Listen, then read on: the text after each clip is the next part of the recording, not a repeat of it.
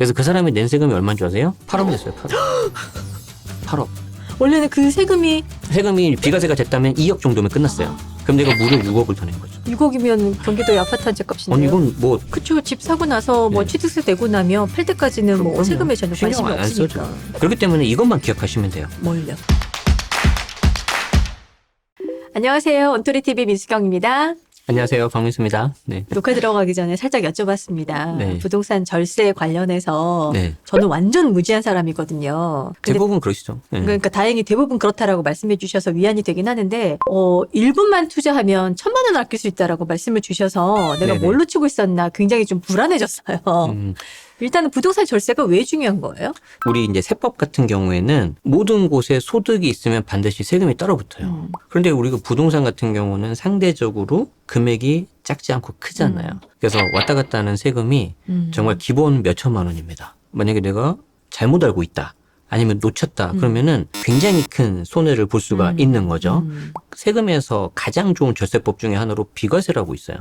비과세. 그래서 과세하지 아니한다. 세금 안 하겠다. 우리한테는 되게 좋은 거잖아요. 근데 과세당국 입장에서는 반대로 좋을까요, 싫을까요? 싫겠죠. 그렇죠. 왜냐면 우리한테는 좋은 게 과세당국 입장에서는 돈이 안 들어오는 거니까.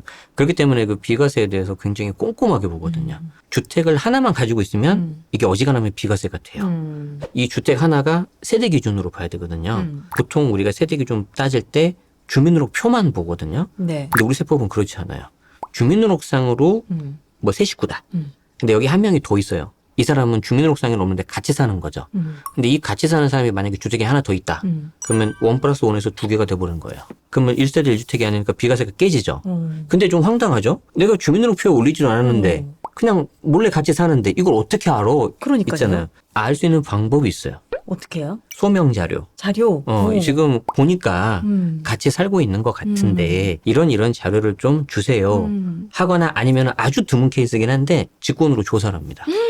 그래서 최신 사례 어떤 게 나왔냐면 아버지가 강남 소초에 아파트가 하나 있었어요. 네. 그리고 아들 이름으로 오피스텔이 2채가 있었어요. 그러면 여기가 따로 떨어져 살면은 분리가 돼 있으니까 네네. 상관이 없잖아요. 근데 같이 산 거예요. 주민등록은 분리가 돼 있고. 자, 그래서 이 소초 아파트를 팔아요. 근데 이게 세금이 어마어마하게 나왔거든요. 근데 세금이 어마어마하게 나왔는데 이걸 줄였단 말이에요, 비과세로. 네. 그러니까 세무공무원이 이거 이상하다 한 거죠. 그래서 어디를 했냐면은 강남 아파트로 간 게 아니라 이 오피스텔로 가버려요. 네. 이 오피스텔로 갔더니 아들이 여기 산다고는 돼 있는데 실제로 안 사는 거죠. 그럼 어디 가서 살았을까 봤더니 아빠랑 같이 살고 있던 거예요. 일단 염려하지 마세요. 모든 경우 이렇게 못 잡아요. 소위 말해서 이걸 약간 시범 케이스로 잡는 거죠. 그래서 이런 사례들을 계속 퍼뜨리면서 성실납세를 유도하려고 하는 거예요. 그런데 제가 한 가지 염려되는 게 뭐냐면 우리나라가 IT 강국이잖아요. CCTV 많은 거 아시죠? 그래서 치안이 안정된 건 좋지만 코로나 때 지금은 엔데믹이 됐지만 코로나 때 다 추적이 확진자 됐죠. 동선 파악해버렸잖아요. 뭘로? 교통카드하고 CCTV로. 그런 식으로 아까 오피스텔을 추적을 해가지고 같이 살았다. 그래서 그 사람이 낸 세금이 얼마인 줄 아세요? 8억 냈어요. 8억. 8억. 원래는 그 세금이 비과세가 됐다면 2억 정도면 끝났어요. 그럼 내가 무려 6억을 더 낸 거죠. 6억이면 경기도의 아파트 한 채 값인데요. 아니 이건 뭐 말이 6억이지 어마어마해요. 어마어마해요. 그럼요. 그런 걸 몰랐다. 이게 안 되는 네, 거죠. 그렇죠. 적용이 안 되는 거죠. 제가 재판부 판결문을 봤어요. 네. 그 당사자가 어떤 나쁜 의도는 없는 것 같다. 잘못하고 있었던 것 같다. 그렇죠. 그렇지만 봐줄 수는 없다. 그래서 이거를 좀 제대로 알고 계셔야 되고 나한테 유리하면 유리할수록 꼭 세무사님 가서 검증 받으셔야 돼요. 1분만 투자하면 네. 정말 돈 1,000만 원 아끼는 거는 할 수 있는 일이다라고 말씀을 해주시는 거잖아요. 네, 소위 말해서 내가 내 집 마련을 한다. 그러면 처음 살 때 취득세를 내요. 네. 그리고 이제 가지고 있으면은 보유세라고 이제 재산세를 내거든요. 이제 집값이 좀 비싸면 종부세 낼 수 있는데 많이는 없을 거고. 그리고 이제 나중에 팔면 양도세를 내는데 취득세는 딱 정해져 있고 나중에 양도세는 아까 말씀드린 것처럼 경우 요건만 갖추면은 비과세도 가능하단 말이에요. 네. 그 세금이 가만히 딱 정해져 있으면 좋겠잖아요. 계속 바뀌어요.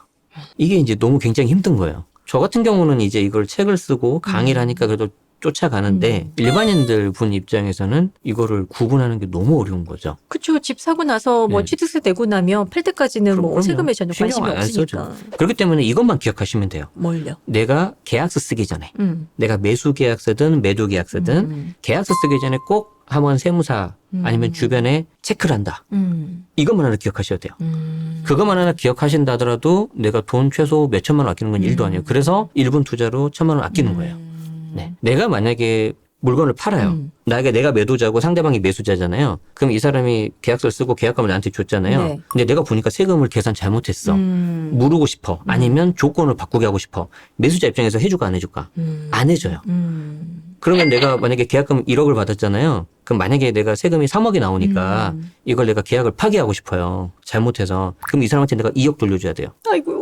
배액 배상해줘야 돼요. 그러니까 이거는 세금은 또 하나의 영역이고 이거 관련된 계약 부분이 또 따로 민법에 돼 있는 건데 그래서 관련된 법들을 굉장히 좀 알고 있으셔야 되는데 그렇다고 우리가 뭐 법전을 빼들고 공부할 필요는 그렇죠. 없고 기본적인 어떤 생활 수준에서 생활법을 좀 알고 계셔야 되는 거죠. 딱 요거 하나만 일단 기억하면 좋겠네요. 계약서 쓰기 전에 그렇죠. 세금 관련해서 그렇죠. 꼭 자문을 구하는 형태로. 요즘에는 또 이게 온라인 네. 이렇게 발달돼 있잖아요. 뭐 유튜브, 블로그 이런 게 돼 있기 때문에 조금만 검색해 보시면 나옵니다.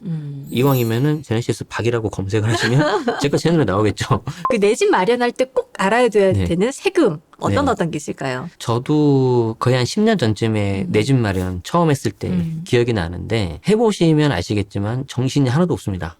왜냐하면 이게 부동산 계약이라는 게 보통은 이 임대차 계약을 많이 하잖아요. 처음에는 네, 네. 전세나 월세로 보통 다 그렇게 시작하지 않습니까? 이제 그렇게 하다가 매매 계약서를 쓰면 이제 준비해야 되는 서류도 좀 다르고 거기 이제 대출을 보통 낀단 말이에요. 이제 정신이 없어요. 그러다가 놓칩니다. 뭐를? 세금에 대해서. 자, 내가 매수 계약서 쓰죠. 그럼 계약서 쓰기 전에 제가 체크하라고 했었잖아요. 네네네. 근데 보통은 신경 안 써요. 그리고 일단 써요. 쓰고 나서 이제 중도금 내는 경우도 있고 안 내는 경우도 있고 그리고 이제 매수 잔금을 치릅니다. 이때 보통 이제 대출을 일으키거든요. 그래서 은행에서 해가지고 다 잔금 치르고 법무사한테 서류 주면은 다 끝나요. 그리고 나서 이제 한 일주일 지나면 등기 권리 중입니다. 소위 말해서 집문서. 오면 이제 기분이 좋죠. 저도 처음 그 받았을 때 기억이 나는데 그러다가 이제 다 이제 보는 거예요. 봤는데 이제 다 끝났죠. 그리고 나서 이제 뭐 시간 지나면 재산세 나오고 나중에 팔 때 보잖아요. 보니까 예를 들어서 세금이 비과세가 아니어가지고 1억이 나온다고 할게요. 1억이 나오면요. 그때 이제 알아요. 아, 내가 명의를 나 혼자로 했네? 내가 와이프나 배우자가 있었는데 공동명의 할 걸 이래요. 왜 그러냐면 집을 사가지고 벌어들인 차액이 1억이라고 할게요. 그럼 내가 이거를 공동명의로 하면은요. 한 사람당 5대 5면은 5천만 원, 5천만 원씩 나눠버려요. 금액을. 가지고 그 사람에 대해서 5천만 원 돼서 세금 내고 또 5천 원에서 세금 내니까 금액이 좀 줄어들 가능성이 높아요. 양도 차액 1억 가정하면은 공동명의 하면은 거의 한 500 정도가 세이브가 됩니다. 대충 계산하면 나오는 거예요. 자, 그러면은 내가 내 집 마련했을 때 뭐만 기억하면 된다? 공동명의 하시면 돼요. 대신 뭘 구분해야 되냐면 주택수가 하나일 때. 주택수가 2개, 3개 넘어가면 그때는 또 이제 전략이 달라져야 돼요. 굉장히 복잡해요. 그런데 대부분은 0에서 1로 가시는 분들이잖아요. 네. 뭐만 기억하면 된다고요? 공동명의 하나만 기억하면 돼요. 그러면 양도세도 줄일 수 있고 그리고 이제 조금 어려운 이야기인데 종합부동산세라고 있거든요. 근데 종부세가 이제 처음 내가 집 살 때 곧바로 나오진 않을 거예요. 집값이 한 20억 정도 넘어야 되니까. 근데 설령 나온다 하더라도 공동이 유리해요. 훨씬 더 공제되는 금액이 크기 때문에. 그냥 무조건 집 살 땐 공동명의? 단 1주택일 때. 이렇게 복잡한 세금 네. 어떻게 이렇게 공부를 하셨고 저희는 완전 초보자들은 어떤 걸 좀 기억하면 네. 좋을까요? 세무사 그리고 회계사 공부를 할 때 이 세법 개론책 하나만 봐도 2개월이 걸리거든요. 근데 그런 한 2000페이지 정도 책을 한 3권 정도 봐야 된단 말이에요. 그럼 1년, 2년 계속 그 책만 보는 거예요. 하루에 몇 시간씩. 근데 그렇게 하실 수 없잖아요. 그렇기 때문에 여러분들 입장에서는 어떻게 해야 되냐면은 일단 처음에 뼈대를 빨리 잡아야 돼요. 뼈대. 처음 취득 단계에서 취득세. 가지고 있을 때 보유세. 그리고 마지막 팔 때 양도세가 나오는데 이 양도세가 세금이 제일 많아요. 그래서 여기가 이제 아주 절세의 꽃이라고 하고 있고요. 그래서 이 세 가지 뼈대를 빨리 잡으신 다음에 그 다음에 이게 계속 바뀌잖아요. 이걸 업데이트를 하셔야 됩니다. 그래서 처음에 뼈대 잡으실 때는 가급적 저는 책을 추천드리거나 아니면 오프라인이나 온라인 강의를 추천드려요. 뭐 꼭 제 거 안 들으셔도 되니까 다른 분들도 검색해 보시면 많이 나오거든요. 그래서 체계를 빨리 잡으시고 그 다음에 뭐 블로그, 유튜브 이제 보통 무료로 다 볼 수 있잖아요. 그럼 거기에 대해서 자꾸 업데이트 하시면 되겠죠. 그러니까 제 걸로 예를 들자면 제 거 부동산 절세 무작정 따라하기로 빨리 체계를 잡으시고 그 다음에 제 유튜브에서 업데이트를 하시면은 괜찮겠죠.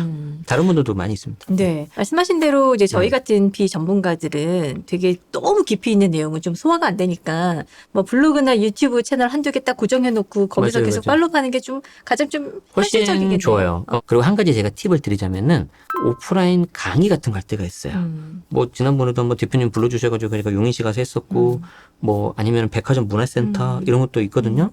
그렇기 때문에 그런 거 한번 잘 보시면은 부담이 안 되는 선에서 오프라인 강의 들을 수도 있고 오프라인의 장점이 뭐냐면 집중도도 좋지만 한번 물어볼 수 있거든요. 그 강사한테. 그럼 좀 이제 간단한 거 해결할 수 있고 그쵸. 그렇게 좀 좋은 게 있고요. 네. 그리고 좀 더 깊게 들어가자면은 내가 만약에 어떤 서울에 송파구에 있는 집을 내가 사고 싶다.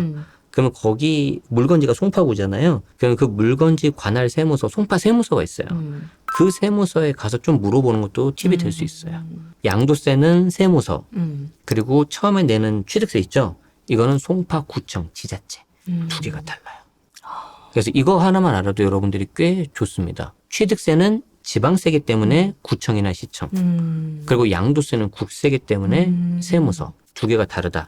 뭐랑 비슷하냐면 갤럭시를 고치려면 삼성 서비스 센터, 아이폰을 고치려면 애플 스토어. 제가 정말 강조하고 싶은 거. 우리 애가 초등학교 3학년인데 제가 우리 애한테 가장 많이 하는 잔소리가 하나 있거든요. 뭐냐면 세상에 공짜는 없다. 내가 뭔가 이득이라고 생각이 된다면 한 번쯤 의심해 보라는 거예요. 자, 내가 비과세를 받아서 예를 들어서 세금을 5억을 줄인다고 해볼게요. 이거 어마어마한 돈이거든요. 내가 5억을 줄인다. 그럼 나는 기분이 너무 좋잖아요. 그럼 반대로 우리 과세당국 입장에서는 이거를 굉장히 엄격하게 따집니다.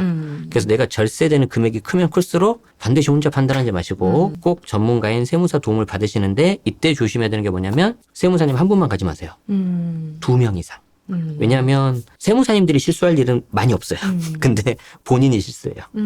본인이 자기한테 유리하게 하고 정보를 안 알려주죠. 그래서 더블 체크 하시는 게 좋고 좀 진짜 복잡하고 어려운 건 저는 3명한테 가는 겁니다. 다 보니까 우리가 투자도 마찬가지지만 너무 욕심이 크면 꼭 탈이 나거든요. 세금도 마찬가지예요. 그래서 너무 욕심내지 마십시오. 오늘 말씀 너무 잘 들었습니다. 네, 고맙습니다. 네, 채널 가시면 아마 도움 많이 받으실 수 있을 것 같아요. 네. 저도 구독 눌렀어요. 고맙습니다. 네, 여기서 마치겠습니다. 고맙습니다. 고맙습니다.